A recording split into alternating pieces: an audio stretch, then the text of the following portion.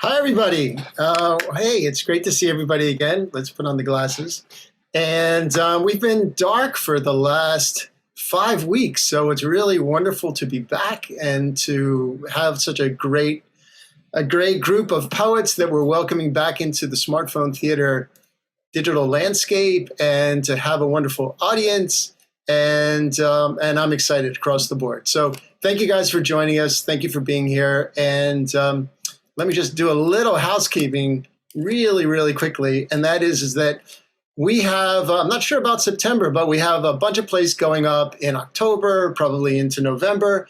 We have, obviously tonight is poetry night, but we have Quiet Car, which is coming up, written by Richard Allman. And then we have another Home Fires 5, which is quite amazing. It's written by Joe Keys, and that's going to happen in the end of October. And then we'll see what else we can bring you. So keep coming. I'm glad we still have this wonderful audience. You guys are here, both on our Zoom and on YouTube, and probably all over the world. So this is really wonderful. Tonight, it's a very special night because obviously tomorrow is 9/11 and it's a 20-year anniversary of that tragedy. So we have a piece that is written by Devin O'Brien that is going to include all of our poets. So we'll go through everybody has their poet this evening, and then our last one will be read by the entire group, everybody taking a specific portion. So stick around for that. That will be the last piece, and then we'll have a little bit of a talk back with all of our poets this evening.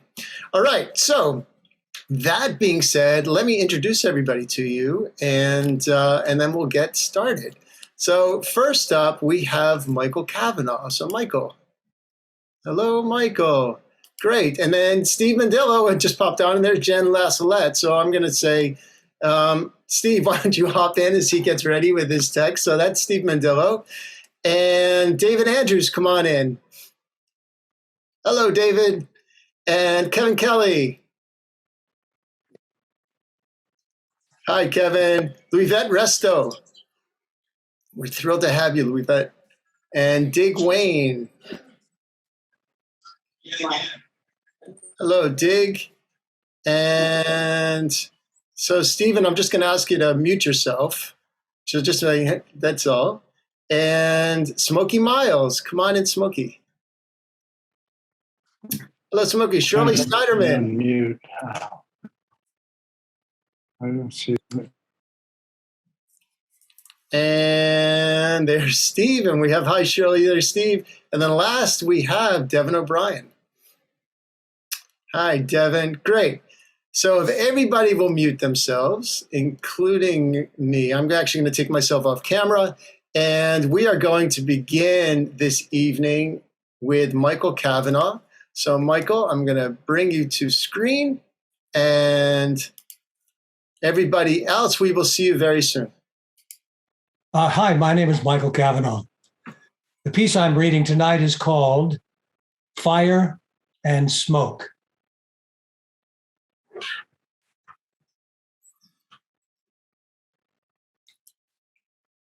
What I see around me keeps me mystified.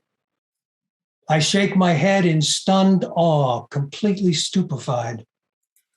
What I see around me is fire and smoke, billowing up around me, my lungs about to choke. Running, my legs running, pounding on the sand. I raise my arms and I wave my hand. I cry out to the citizens, can you not see or understand? You're shutting your eyes and closing the door of your awareness and memory of centuries long before. Do you not remember? Can you not see or know what's happening now is that same repetitive show? The pharaohs in Egypt, like you, didn't see it, nor did the senators in Rome, nor the English aristocracy, nor the Greeks with their democracy, not the great Genghis Khan or all the little Khans to follow. All of them and many others didn't see the fire and the smoke billowing up around them till their grand show broke. They had shut their eyes and closed their doors of their awareness. And where are they now, these paragons of power? These rulers of the world who lived in their tower, high above it all, insulated from it, till the foundation below crumbled and finally split. They refused to see it. They were above it all. That fire and smoke that brought about their fall. And like Humpty Dumpty, they had a great fall. And all the king's horses and all the king's men could never put those rulers back together again. Now, I'm sure you remember that grammar school list, A, E, I, O, U, and sometimes Y. The vowels, they were, and still are now. But let me offer to you another well-known list. Hear, see, touch, taste, smell, and sometimes Y. But in this list, the Y is the WHY type Y. And so I prithee you, let me use this WHY type Y and ask, why do we not hear the roaring crackling of the fire? Why do we not see the glorious horror of the flames? Why do we not feel the touch of the heat of the flames? Why do we not taste in our mouths the grit of the smoke? Why do we not smell what we breathe in our lungs, the smoke?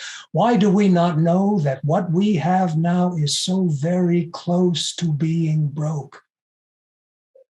We must not shut our eyes and close the doors of our awareness.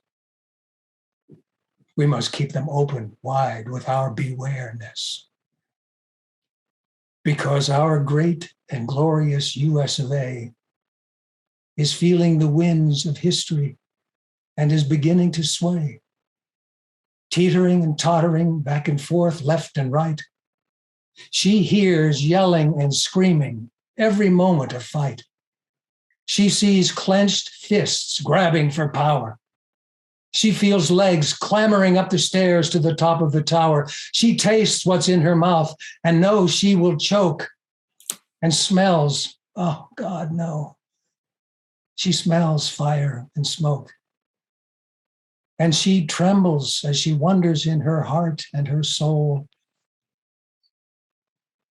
will the power grabs and the greed and inequality, will the complete disregard and disrespect for friends and family, will the rampant state of mind of superiority, will the sum of all that put her next on the list of Egyptians, Egyptian pharaohs, and Mongolian Khans? Will she join the Romans, the Brits, and the Greeks in their unions of collapse? Will she be the latest example of that terrifying trope, the rise and fall of the Roman Empire? Oh, please, God, whatever he, she, or it may be, please bring us some simple common sense so that we might see what we have to lose if we don't choose kindness and caring for our fellow man, reaching out, sharing, an unexpected kindness. All these simple gifts can help remove our blindness. And finally, douse the flower, the fire, and the smoke. And so, ladies and gentlemen, hobos and tramps, cross-eyed mosquitoes and bow-legged ants, I come before you to stand behind you to tell you something I know a little bit about. To ensure the well-being of the US of A, we must join together in a new, caring way. We must come down from the tower and start sharing the power. The clenched fists must be relaxed. The yelling and screaming must subside. The greed and inequality must give way to this new caring way. If we do not, well, keep in mind Humpty Dumpty and his great fall, and the fact that all the king's horses and all the king's men couldn't put Humpty back together again. And so to close, pray let me repeat what I said long months and many verses ago. Be nice today. Be nice today. Be nice today, today.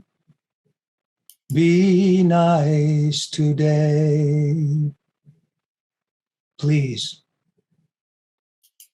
Thank you.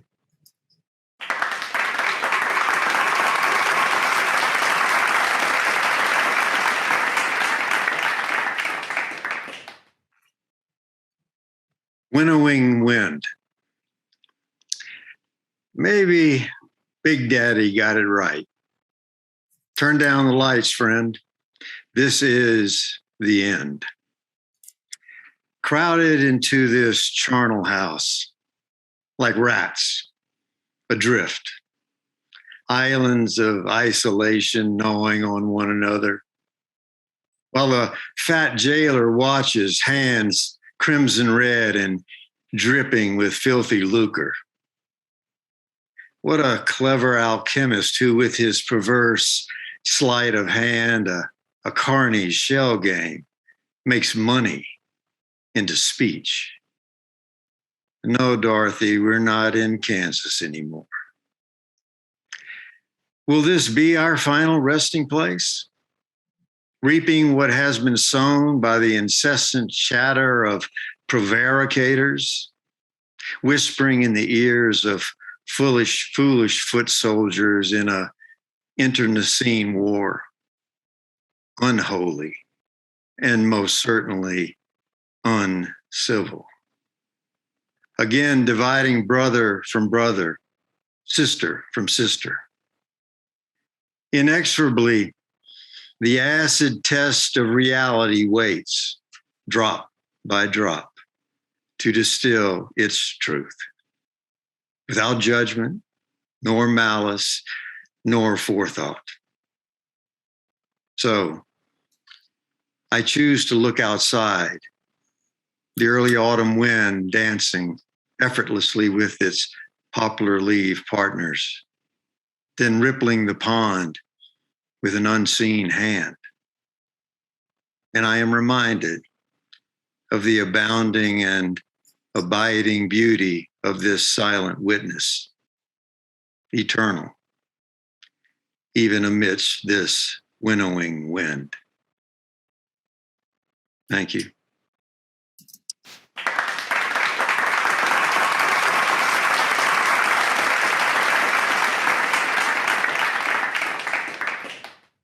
How you doing? My name's Kevin Kelly. I have a poem here called I'm in Chains.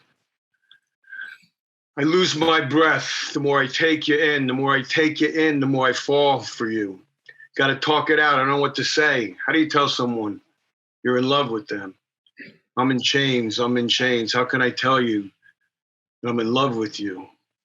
The way things change, how fast they come and go. I'd like to take a little time just to get to know you. I know I hide my feelings or I laugh them off, but you can see right through me, can't you? I'm in chains. I'm in chains. I'm in chains. You can see right through me. I'm in chains. I catch your smile. I can hear you think. I can hold your hand without touching your skin. I got to face the music. I got to get real. I'll never kiss your lips again, as if I ever did. You'll always live in me. I'll never let you die. I'll always dream of you in these dead eyes. I'm in chains. I'm in chains. You'll always live in me, in my dead eyes. And this is a little poem called I Remember You, since we're honoring 9/11, the eve of 9/11, I guess we're at. And I remember laughing so hard, my face turned a shade of blue. I remember raging wild when I realized I'd been used. I remember thunder showers in the middle of a hot summer afternoon. And I remember you. I remember rainbows and halos and pink helium balloons. I remember baseball and bubblegum and good humor ice cream cones. I remember holding on to no one. In the corner of my room. And I remember you. I remember being paralyzed without the strength to move. I remember coming back to find her, and when I found her, she said, "We're through." I remember the good times and the bad times and the happy and the sad too. And I remember you. I remember crying for so long, thinking there's nothing I can do. I remember thinking I know some things that no other man could ever know. I remember tonight, our hearts beating.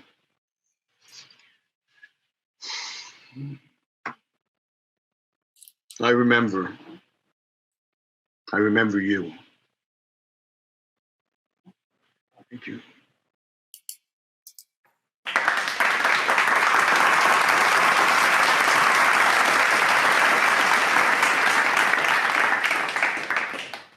My name is Luivette Resto, and I have two poems for you all this evening.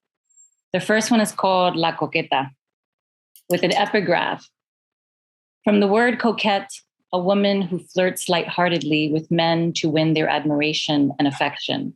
From the Spanish word, a dressing table, a vanity. Nestled in a red chestnut box, rain droplets carved out so its contents can breathe, my wedding ring resides. I hold it in my palm like I did our children's feet, examining their diminutive size, knowing they wouldn't fit there one day. Today, the surface of my dresser, coqueta as my abuela calls it, is covered in rings I have bought since I took off the gold promise of a 24-year-old, etched with a heart and initials. Rings from flea markets in New Orleans, wooden ones wielded from the oak bark of another man's house, copper ones with the petroglyph of El Coquí burned on ostentatious rings that glitter and shine in the sun and moonlight. Nordstrom rack bargains that cover two of my fingers, knuckle busters, my coworker calls them. Always on my right hand, anything on the left feels clumsy like first dates. I collect rings like paramours and dalliances, pull them off my fingers and leave them on my coqueta. My hands are mine now.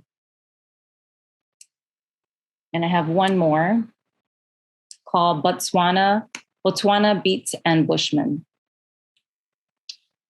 At the art exhibition, she overhears a conversation between the curator and an art buyer, a clinical psychologist, who has returned from her annual trip to Botswana, where the Bushmen extract trauma from the body and spirit with dance around a fire warmer than blood.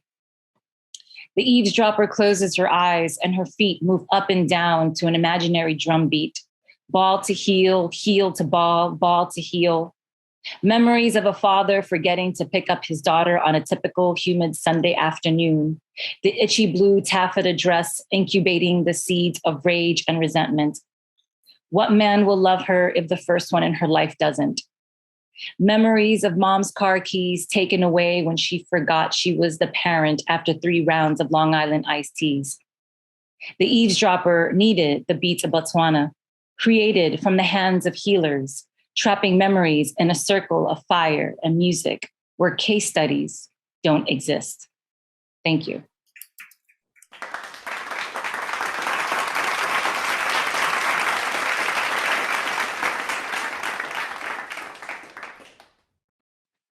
Piece is called Jurassic Witness. February 7th, 2030. Day 45 of diligent, tedious sobriety. Errant dinosaur saunter in 45 minutes late. 65 million years of extinction imbues one with bushels of character defects. Time will be the sour equalizer, I blather to my sponsor. Don't forget step 21, she jolted. Though we are thoroughly human, do not negate the beasts. This constant acceptance of the resurrected red-eyed man-eaters made me want to share a drink with Bill. I say we lock the door with the skeleton key, throw the big book away and pick up again, man, because I'm tired. Get your goddamn hands off of me. I'm tired of being sensible. I'm tired of being of service. I'm tired of not sweating the small stuff. I'm tired of opening doors for others only to get my toes stepped on. I'm tired of acceptance. I'm tired of sunny days and green grass. I'm tired of beautiful young girls with satin thighs and clear eyes looking right through me, baby. I'm tired of trying to make sense out of nonsense. I'm tired of putting principles before personality. I'm tired of trying to live forever. I'm tired of denying my nature. God damn it, I'm tired. Most of all, I'm tired of narcissistic dinosaurs snacking off the top layer. You see, you really can't trust these big bastards. From the get-go, I sense the depths of their lack of reverence for post-historic support systems. Propelled to my feet, I'm going to say it out loud. These bumper heads are wasting the ankles off of me. Fossils don't get to share today, all right? Get your goddamn hands off of me. My sponsor threatened to drop me from her roster. Be my ghost, I echoed to the tune of bite me. I happen to be in a mood ring of fire tonight. I'm ready to max out the lexicon of extinction, smoke out the guilty pleasures, and chop out a generous holocaust. And suck the very soul from the sky at night, extract the twinkle from the ocean of endless stars. My fingertips will ignite with a mighty harumph. Pull a switch from a mighty sequoia to pick my teeth. Molten pus volcanoes will fill the pews and vacuums. Holy horn heads will roll up and down the splintered blade. Pylons will topple like dominoes all across the land. The sun will blacken like fish at a Cajun barbecue. The smelly beasts will no longer throw away their tonnage with disregard for mankind. Get your goddamn hands off of me. A recovering pterodactyl started to cry in the back of the room. I felt my forehead furrow, foreshadowing symptoms I thought I had beaten. My stomach twisted into a double steel bend knot. My peripheral decided to strobe. I wanted to sit down, but I couldn't bend my legs. I needed a safe word, but I had not established one. As I swirled, choked, and marinated in my own bigotry, I flashed back on my old dealer in West Hampstead, Johnny One Note. His girlfriend, Ruby Keeler, was a dinosaur, a hard-boiled land-bound raptor. Her feathers were dyed black. I always felt her glassy eyes and hungry teeth smiling on me as I scored from Johnny. Whew, she was one of the cool ones. With that thought, my legs came back. I bolted for the door, but I tripped over the tail of a newcomer triceratops who reeked of cannabis. Fuck! Get your goddamn hands off of my tongue! He didn't even pardon himself. You see what I mean? On the street, with no moon to shoot, I reckoned all this was just a fevered reaction to day 45. I didn't beat myself up over it. It's hard to maintain your perspective with a 16-ton chip on your shoulder. Tomorrow's another day. Day 46. God, grant me the serenity to accept the things I cannot change, the courage to change the things that I can, and the wisdom to know the difference.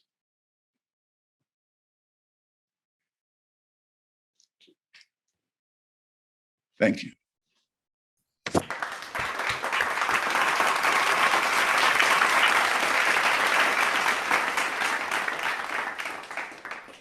Cool. I am Smokey Miles, and this poem is called The Leap. You may fall among the misguided, fall among the cracks, fall among those who've gone too far and are never coming back. You may fall among the bodies in their restless doom and gloom. You may fall and no one calls you in your darkest night at noon. You may chant like some banshee looking for a fix. You may rant and stamp your feet. You may pick your wounds and lick. You may hold your heart up in the air and wonder how it beats, while the rest of you stays ghost-like, just an empty piece of meat. There are those who come and suffer. There are those who bring men joy. There are those who have no feelings but to satisfy their ploys. There are those who are not human, but come from some other place. They go down stranger paths and look back, killers with no trace. There are those who touch some souls just to singe them with their pain. There are those who stand full naked in the foggy dew and rain. Lessons can be learned here, but not for the thick of mind, who'd rather hold back, step on tacks, and remain totally blind. I've screamed inside the night, searching for some peace. I was blinded by a light. I was held and then released. I have seen the ocean roar. I've heard the mighty thunder. I have often wanted more and was wrenched and ripped asunder. My blood bled red. My heart was fed with beauty and with truth. The air was fair. The winds blew there. I regained my days of youth. The moment my soul trembled and quickened with desire, a spark ignited deep within that lit an eternal fire. Oh, luck, oh, chance, oh, circumstance has brought some to their knees, cursing life like it's a knife, a lesson in unease, an abject place for those who cannot bear it anymore, who use their tools to turn to fools to even up the score. The winds are blowing. Yes, they are the winds of change, as events are hurled around us that show us how the world's deranged. The sparkle in an eye, the tender in the touch, comes and goes like a movie show or a rabbit jumping from its hutch. True love is like an animal, a captured, frightened beast, reconciling its predicaments by biting down the least. If there's a method to the madness, it's to tame the iron jaws before tumbling into sadness with its hurt and broken paws. I've gone up to the mountain. I've come close to the clouds. I've walked away much humbled, yet unbroken and unbowed. The hounds of hell keep howling, with old Cerberus at the gates. I've seen the faces scowling, unhappy with their fates. The day is new. The light has come. All will be swept away. A flood, then mud, then a rosebud, and love will come and stay. What is understanding? Illusions in our sleep? No one is demanding. First faith, and then we leap. And there's one more that seemed to go with the theme about the door shutting. Let's call The Door. The door once got opened. The door once got closed. One time that door slammed hard upon my nose. My nose just got flattened like a big old hot pancake. I think it broke the cartilage and gave me quite an ache. Then I tried to go right through it, right to the other side. The door was surely heavy, and it took away my pride. My pride fell in the gutter. It hurt me to the core, and I began to mutter, how can I even up the score? I banged upon the door frame. I pulled and yanked the knob. I did whatever I could think of to finish up the job. The job was quite confusing. That door was not my friend. It fought me, and I fought it. It was a battle till the end. I got an axe like Nicholson and banged upon its wood. I splintered it. It drove me mad. The situation was not good. The door I hacked and sawed, I never saw no more. I found myself upon the floor on the other side of the door. And now, my friends and family, I'll tell you what is true. The door was not an anomaly. You'll find a door like that too. Sometimes I feel like a semi-human trying to get to the other side of a door that gives no clue, man, of what has not been true and tried. For what has been tried and true has often been ignored. But you might find something new once you close that old door. Thank you too much, ladies and gentlemen.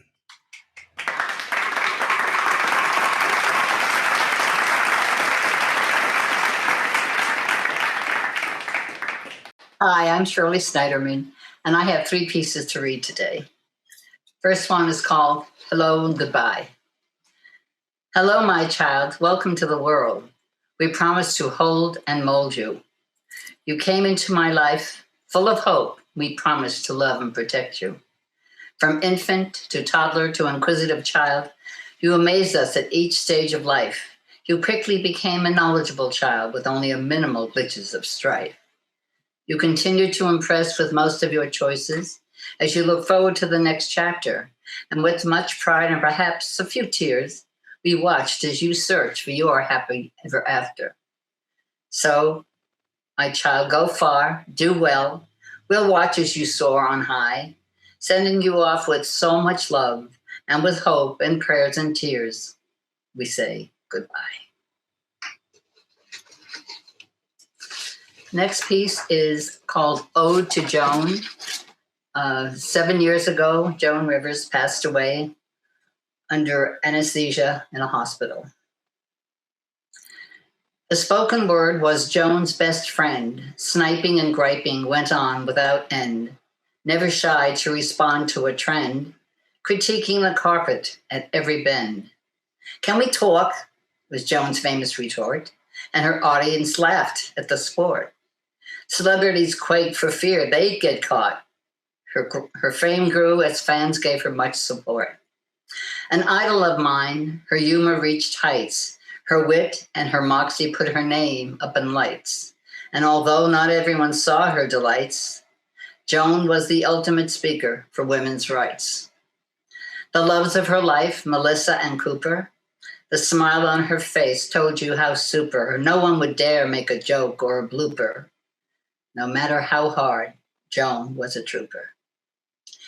It was a grim day, the 4th of September. Our beloved Joan died while in a slumber.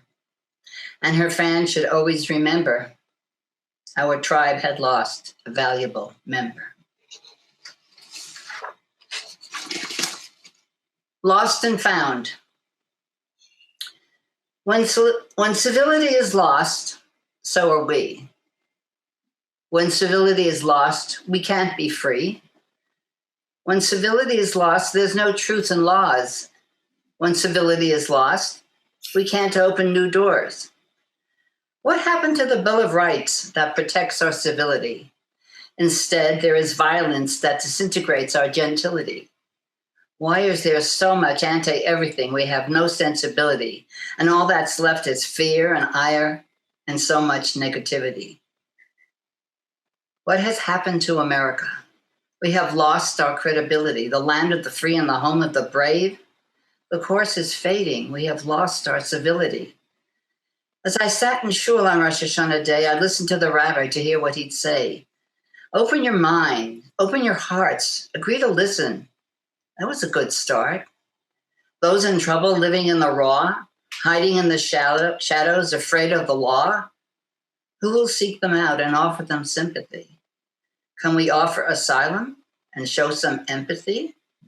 Who of us has not been lost, doing wrong no matter what the cost, making fun of others' differences? We should know better the pain of intolerance. Can we guide those who eager to return and show them kindness? We too could learn. A life filled with care and sensibility. Don't let us close the door on civility. Thank you.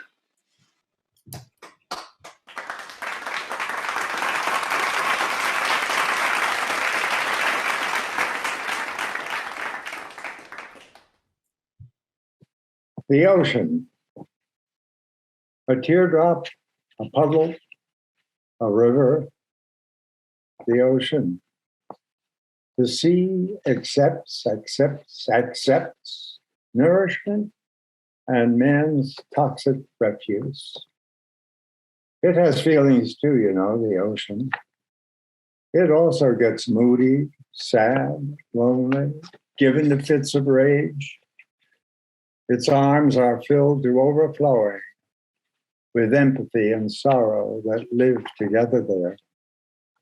The waves turn the pages of time, a metronome counting the hours until each and every and all come its way. The tears that roll down its cheeks become part of a salty eternity. It will be slowly sopped up by its extravagant kindness and its forgiving nature. Dust will blow in the desert left behind. Winds will berate the ocean's generosity and for its being eternal as well.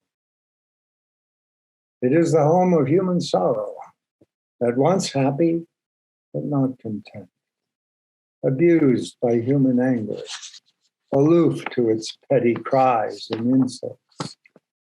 I will cry for a moment, but I will keep the bigger, deeper feelings that we share, you and I, together. Thank you. Today is a special day because it is today. Today is not yesterday, and today is not tomorrow. Today is the only day we have to live our lives in. No certainty that we'll have a tomorrow. Long gone are the minutes and hours of yesterday, never to return. Today doesn't last for long. Today comes quickly in the morning and steals away slowly in the night, like a meal left with no leftovers. How to deal with today is an art form founded at an early age, refined over many years of trial and error, custom made by our desires, by our natures, by our needs. Today holds forever in its hands. Today is a treasure easily wasted and begging to be spent. However, habit and impulse thrive within. Let's say hello today, like an old friend, even though today has never before been beheld. Thank you.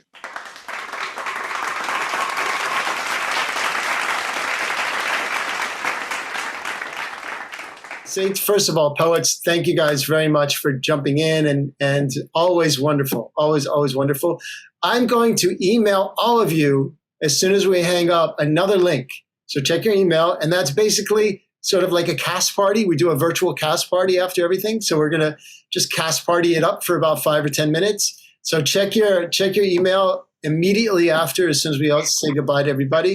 To our audience, make sure you subscribe on our YouTube or subscribe on our website, or just follow us on Facebook, whatever you're doing, because we do have new plays coming up in the coming weeks and coming months. We're not going away. There's a lot of things that are happening. Digital theater is a brand new medium, and we're actually showing what can be done even when stage is open, even when everything opens. So digital theater is here. And it's always going to be live, and we thank you guys for joining us. So that's all I've got, everybody. If any other comments from anybody else in the house? All right, check your email in about 2 minutes, everybody else. We'll see you soon. Thanks for coming out, and keep it entertaining. We'll see you soon. Bye. Bye-bye.